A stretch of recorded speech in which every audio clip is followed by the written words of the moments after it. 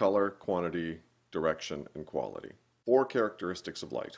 We're going to talk about color today. White balance, white balance, white balance. What is white balance? White balance is the setting on the camera that allows us to adjust for different colors of light. Kind of like we have here. Warm light there, cool light there. Different colors of light require a different white balance setting. If you're standing outside in direct sunlight, you're going to need to set the camera to daylight. If you're sitting indoors and you've got the place lit with incandescent bulbs, then you're going to have to set it to incandescent or tungsten. Light comes in many different colors. That one's warm, that one's cool. That one back there is even more blue than cool. Daylight bulb down there, filtered blue. Daylight bulb over there, it's blue compared to that one, which is warm. And all of those colors you can set the white balance for. You can set it for fluorescent, you can set it for underwater, cool white, warm white, daylight, shade, cloudy, all kinds of settings. With mixed lighting, you'd set the white balance to whatever the dominant light source is in the scene. That key light's not necessarily the dominant light source, it's the light that's lighting me. And I want to make sure that my white balance is set correctly for what's going on in my face.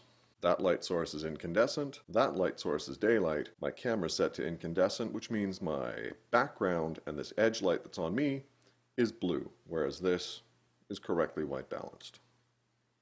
But I look like a lobster. This looks awful. This is the white balance set incorrectly. Camera set to cloudy white balance. The actual light source there is incandescent. The camera is expecting a much more cool light, and it's added an awful lot of yellow. This white balance is completely wrong for this light source. Here's the deal. The cloudy white balance setting is what we would set for a scene that is lit by clouds. This is just awful. This is just a complete mix-up of white balance setting, just bad. And this is the camera set to the auto white balance setting, and it's reasonably close. Auto white balance is kind of funny, is it looks at the light that's reflecting off of things and it tries to neutralize the colors by adding the opposite color. I'm in a room where I've lit the background intentionally to be a little more cool. The auto white balance setting on the camera is going to see the blue and it's going to add the opposite color, which is yellow, which is why my skin tone probably doesn't look exactly neutral. So if you have a blue sky day, the camera's going to see all that blue in the sky and it's going to add yellow to neutralize the color that the camera perceives as a color cast. So if you're shooting autumn foliage where the leaves are turning yellow, you'll probably find that the camera's going to add blue to try to neutralize what it perceives as a yellow color cast, when in reality it's actually leaves that are appearing yellow. If you have a lot of neutrals, then auto white balance is probably fine.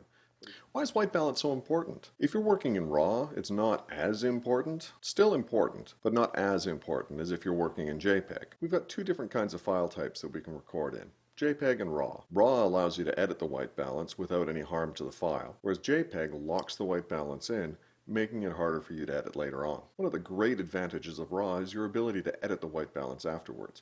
But if you're working in JPEG, you don't have that flexibility. You want to make sure that the color of your white balance and your light source match.